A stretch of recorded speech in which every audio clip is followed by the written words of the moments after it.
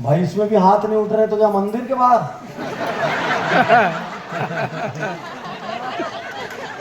अपना जूता खरीदे तो हो गए।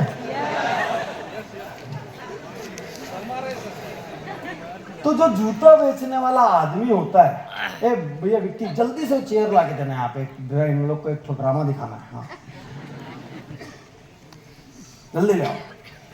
तो जूता जब खरीदने जाते हो तो जूता जो बेचता है ना आपको, वो नीचे बैठता है ऐसा। आज भी एकदम बड़े शहरों में छोड़ दिया जाए तो जूता नीचे बैठता है और आपका पैर को पकड़ता है और आपके पैर को पकड़ के ऐसा जूता पहनाता है, जबकि आपका मोजा कई बार धुला हुआ नहीं रहता है एक हफ्ते से। और इसकी त्रासदी को कौन झेलता है? वो ठीक आपके सामने ये जूता निकाल, इधर पकड़ रहा है, इधर पहना रहा है, भाई साहब चलिए पहन के देखिए। और आप 25-25 जोड़ी 50-50 जोड़ी जूता देख के क्या हर बार आप जूता लेके आते हो? समझना, वो 25 लाख का स्टॉक रखा है, उसका लाख रुपए महीने किराया, महीने का खर्चा 2 लाख रुपए का, उसको दुनिया जहान का टैक्स, स्टाफ, सैलरी, अमकन ढमकन सब कुछ मेंटेन करना है।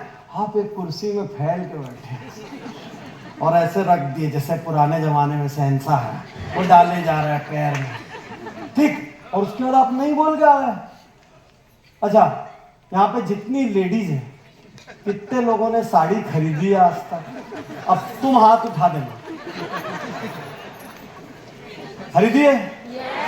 ठीक। अच्छा बताओ ईमानदारी से, एक साड़ी लेने के लिए कितनी साड़ी देखते हो?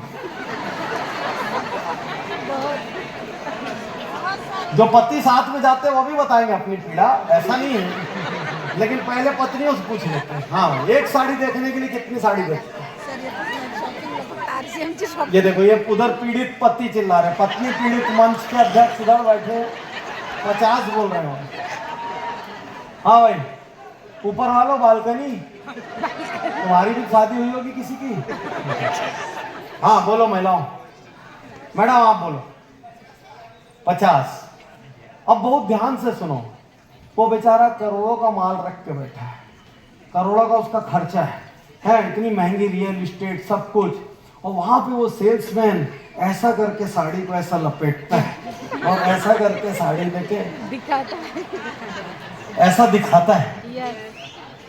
सोचो उसका बच्चा देख ले अपने बाप को ऐसा नाटक करते हुए, तो क्या इज्जत रहेगी उसकी? वो जो घर में भयंकर बड़ा मर्द बनता है, वो अपनी कमर पे ऐसा पूरे साड़ी लपेट के ऐसा घुसता है और ऐसे डालता है, देखिए बहन जी इसका पल्लू देखिए, इसकी बॉर्डर देखिए, और आप चलो उसकी पूरी दुकान निकल के आ गई। आप कहते और कुछ नया दिखाओ ना भैया, कुछ लेटेस्ट दिखाओ भैया, साला जान निकाल दे, अपनी चमड़ी से बना दे एक साड़ी निकाल।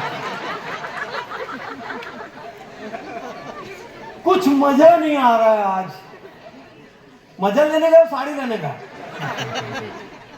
ठीक। उसी का चाय पी लिए, उसी का नाश्ता कर लिए, उसी का एसी भोग लिए उसका, और तुम्हारे निकलने के बाद 3 घंटे तक उसका फोल्डर उस साड़ी को समेटता रहे।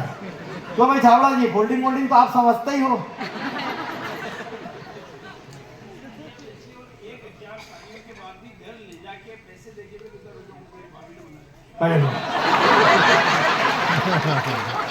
ये तो चेयरमैन है संघ के।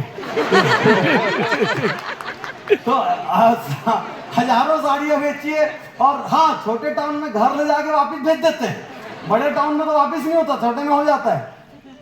अब आप सोचो, एक साड़ी लेने के लिए 2 से 3 घंटा गया सामने वाले, चाय नाश्ता किया, सैकड़ों साड़ियां निकल गई, उसके बाद भी आप फैल गए, मजा नहीं आ रहा है। आते हैं फिर किसी दिन बताते हैं, और कई और होती है, 3 को निकाल के रख देना, भी बताते हैं आके और ठीक। अभी सर एक 2 व्हीलर, अब आपको ऑटोमोबाइल पे लेके चलता हूं, क्योंकि देश के 20 ऑटोमोबाइल घरानों में 9 का कोच। आपको पता है एक 2 व्हीलर 27 विजिटर के बाद बिकती है। 27 लोग जब आते हैं, टेस्ट ड्राइव लेते हैं, किसके पेट्रोल पे लेते हैं? जेब में पैसा नहीं है, लेकिन आप पहुंच जाते हो शोरूम, क्यों? ड्रीम। ड्रीम देखो, ड्रीम। पहले जाओ, गाड़ी को छुओ, महसूस करो। साला जेब में अभी पीछे घर में बाहर किराना दुकान का बकाया गया नहीं है तुम्हारा। दूध वाला 3 दिन से घंटी बजा रहा है, ठीक, लेकिन पहुंच गए। और भाई उसी का नाश्ता, वहां एक सुंदर सी लड़की बैठ के आपको, सर कौन सा मॉडल है, ऐसा ऐसा, उसी की गाड़ी से आप बाइक लेके पूरा घूम घाम के आ गए और बताते हैं। आपको पता है एक कार 49 विजिटर्स के बाद बिकती है। बाप रे। 49 test drives is the ratio for economy cars. 49, साला 10 करोड़ का शोरूम, 10 करोड़ का स्टॉक, इतना स्टाफ, इतना तामझाम पाल के उसी के लोग जाते हैं, उसी का चाय नाश्ता करते हैं, उसी की गाड़ी को 20-30 किलोमीटर चला लेंगे, जबकि 2 व्हीलर की किसी को पटा नहीं पाए, लेकिन 4 व्हीलर को दौड़ा लेंगे। 49 लोगों का कार जब देखते हैं तो एक कार बिकती है। सर आज आपसे एक सवाल करता हूं, कितने लोगों को प्रोस्पेक्टिंग करने पे एक ज्वाइनिंग होती है? चलो मैं उसको ऐसा करता हूं, इजी करता हूं। यदि 10 लोगों की आप प्रोस्पेक्टिंग करोगे तो उसमें कितनी ज्वाइनिंग ले लोगे? 2 से 3 ज्वाइनिंग,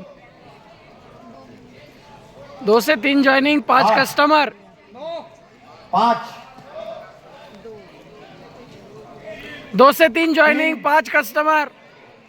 सुनो ना भैया, एक वालों, तुम पहले अपलाइन के साथ बैठना शुरू करो। तुम वाले धंधा कर रहे हो कि टाइम पास कर रहे हो? 10 में एक ज्वाइनिंग होता है तुम्हारा। छोटे छोटे बच्चे को बैठा लेते हो क्या? गांव में आओ सब बैठो, तुमको बताता हूँ क्या न्यूट्री चार्ज है। 10 में एक ज्वाइनिंग, वापस लो एडमिशन स्कूल में। ठीक, तुम्हारा तो बेसिक तुमको केजी से नहीं निकलना चाहिए, तुम कॉलेज आ गए। हाँ। सुनो, 10 में से 5, 3। सर आज आपको एक सत्य बताता हूं, you be surprise to know छावड़ा जी, 10 में से यदि आप 4 और 5 ज्वाइनिंग ले रहे ना, तो आप one of the highest conversion के बिजनेस। Yes sir. सर मैं आपको फैक्ट बता रहा हूं, केवल राशन पानी की दुकानों में भी आप समझिए वो जो फिक्स है, अदरवाइज एक कपड़े की दुकान में दिन में 50 कस्टमर आते हैं तो 10 बाइंग करते हैं। मॉल में जो शोरूम होते हैं उसमें 100 विजिटर होते हैं तो 5 बाइंग करते हैं। सर मॉल में 95% का फेलियर रेट है, फूड जोन, और इसीलिए मॉल बंद हो रहे हैं। एक कार में 49 बायर लगते हैं, एक 2 व्हीलर में 25 प्लस 27, 29 अलग अलग का अलग अलग रेशियो।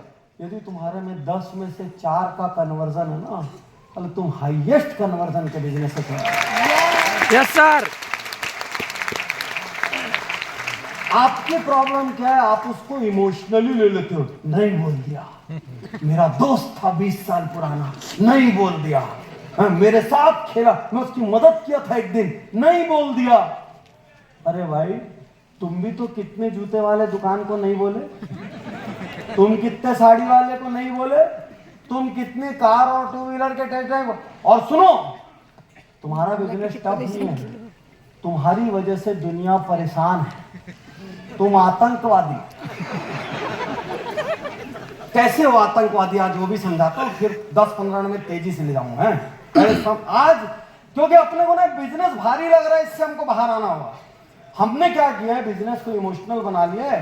भाई कोई व्यक्ति बोला फालतू काम है तो भी तो ये बोला नहीं, किसी ने बोला बेकार बिजनेस तो भी बोला नहीं, जोड़ने का कुल मिला के बोल तो नहीं रहा है। तुम भी किसी जूते वाले को नहीं बोल रहे हो, किसी कपड़े वाले को नहीं बोले हो, कहीं ना कहीं हेलो यस सर, किसी को नहीं बोल। अभी सुनो मजा, तुम कैसे आतंकवादी अचानक ही साला किसी के भी घर पहुंच जाते हो। तुम्हारी भाषा में बात करता हूँ, अगर आप किसी घर पहुंच जाओगे और जाने के पहले नहीं बताओगे मैं क्यों आ रहा हूँ, बहुत चतुर हो, ठीक, क्योंकि लिस्ट में सिखाया जाता है डायरेक्ट मत बोलना, ठीक, इनवाइट में पहुंच जाओगे।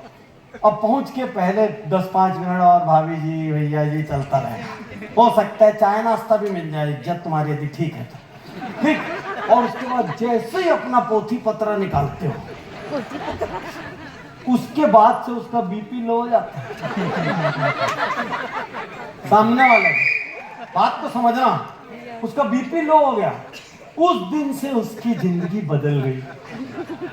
ठीक, जिंदगी कैसे बदल गई? तुम उस दिन सब दिखाए दुखाए, उसके बाद एक जुड़ो जोड़ो जो थी कोई पुस्तक छोड़ के आ गए, इसको पढ़ के रखना, मतलब आज भर में तुम खत्म नहीं हो रहे हो, मैं तुमको फिर मारूंगा। उस दिन के बाद देखो उसकी जिंदगी कैसी बदली। अब वो हर घंटी पे डरता है।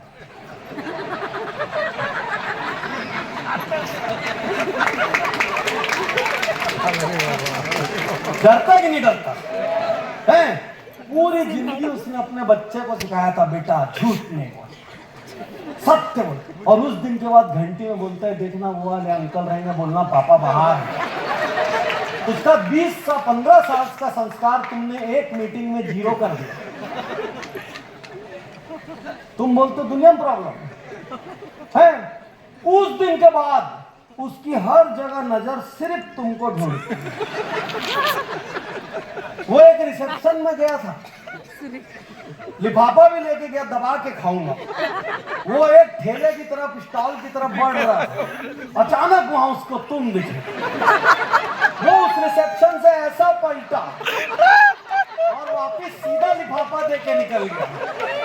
मतलब तुम्हारी ज्योग्राफिकल दहशत भी पैदा हो जाती। तुम इतने चालाक लोग हो कि पता है कौन से रास्ते से वापिस कहाँ चाय पीता है, तुम्हारी गाड़ी एकदम नहीं, और अनजान बन जाओगे। अरे आप यहाँ कैसे, जबकि घेरने के लिए खड़े हो।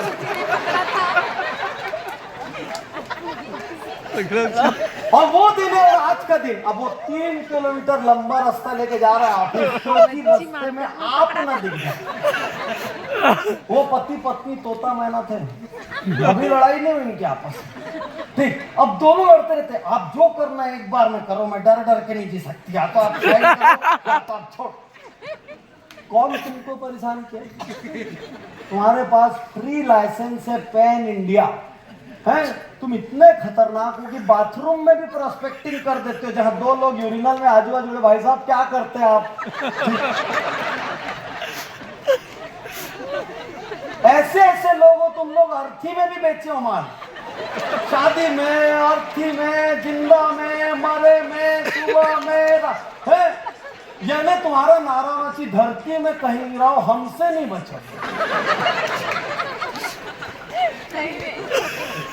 और तुमको मैडम बंद करा दे। प्रॉब्लम, मतलब देश को तुमसे प्रॉब्लम होनी चाहिए। तो भाई साहब पहले आप ये बाहर निकालो, इतना टफ बिजनेस है, आपने इमोशनल बना रखा है।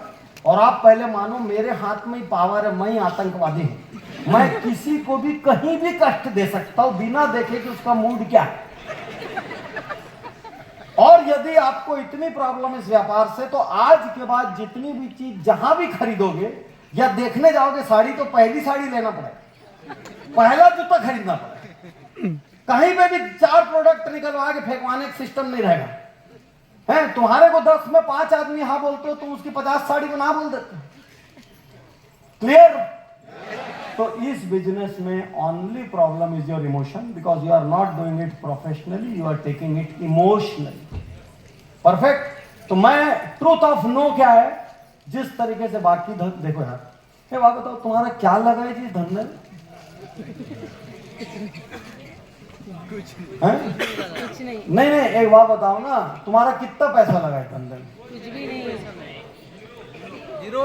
और 0 पैसे में तुम चाहते हो दुनिया में कोई ना बोले, और तुम खुद करोड़ों लगाए वाले को ना बोल दो। वो 50 स्टाफ में तुम्हारे चाय नाश्ता कर, तुम तो ना चाय नाश्ता भी सामने वाले का करते। और तुम ये चाहते हो कि तुम कुछ नहीं लगाओ, लेकिन जहां जाओ तुमको हाँ बोल दें। आप एक बात ध्यान में रखो, you are in one among the best businesses, just you remove emotion out of this business. Yes sir. सिर्फ इमोशन हटा दो।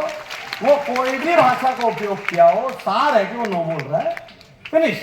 तो एक सर्टेन परसेंटेज किसी भी धंधे में नो बोलने वालों का रहेगा।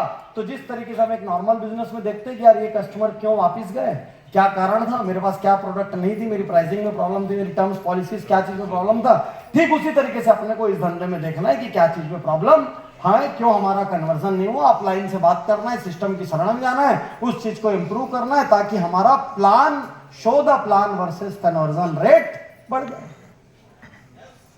क्लियर है? तेजी से आगे बढ़ते